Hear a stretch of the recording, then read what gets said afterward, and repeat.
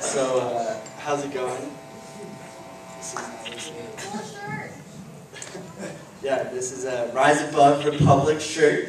You can get your merchandise over there in the corner. Do it, or you'll have to answer to Marcos. So, this is a piece that I wrote after a long journey these past couple of years, 4.5 years actually.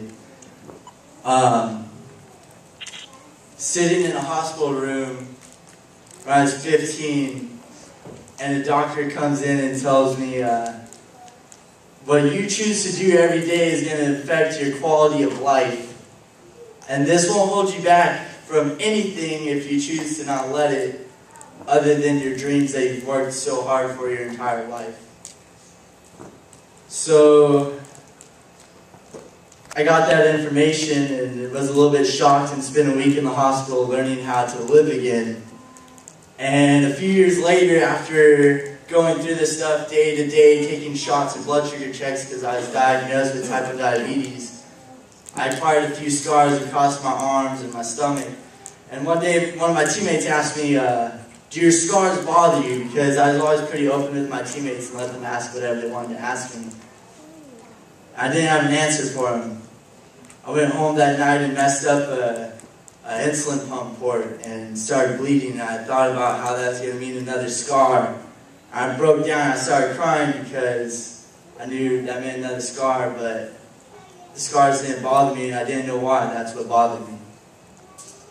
I'd find out why they didn't bother me 2 years later here at the altar of a church where I've grown up in since I was 2 years old.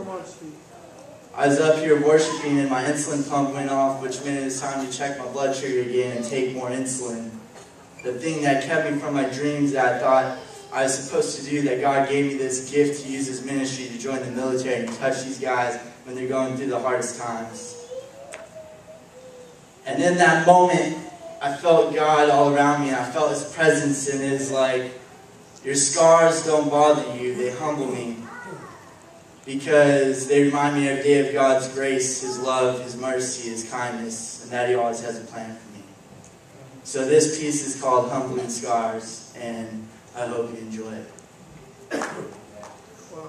This is a result of blood, sweat, and tears. Tears turned prayers, and sweat turned triumph, and blood turned scars. Out of my prayers came peace that surpassed all understanding. Out of triumph came humility, and out of my scars came my story. I'll never forget the day that the world seemed to stand still, hospitalized and diagnosed with type 1 diabetes.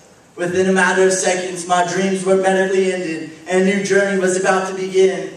But I wasn't the author, no, I was the pages. My flesh, the pages, my scars, the words, God's plan, the prologue and the epilogue, because He's the beginning and the end.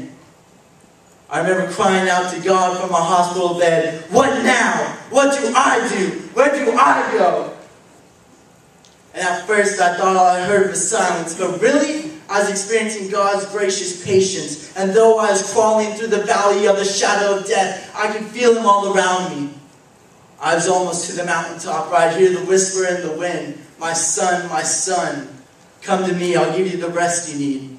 I'll give you the strength to press on, just plant your feet and summon your battle cry. Battle cry, what battle cry? What victory has been won? Why do you give me the heart of the warrior if I'll never get to be one?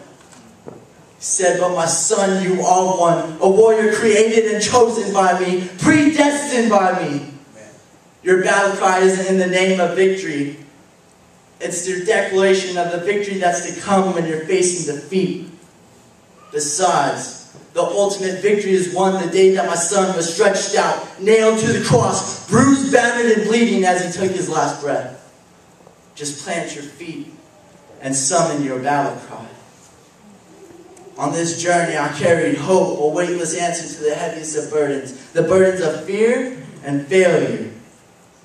It was this hope that God gave me that was a strong and trustworthy anchor for my soul. Invictus I'll be, invictus I stand. See, all they saw was that disease, terminal to my dreams, but essential to His plan in my eternity. See, without God, my scars would bother me. They remind me every day of what I lost, what I could have had, where I planned to be, where I planned to go. But because of God, they humble me. They remind me every day of His grace, His love, His mercy, His kindness, His plan for me, my potential in Him, and what He did for me through His Son Jesus atop of Calvary. These are my scars, and this is my battle cry, and this is me planting my feet in the sand.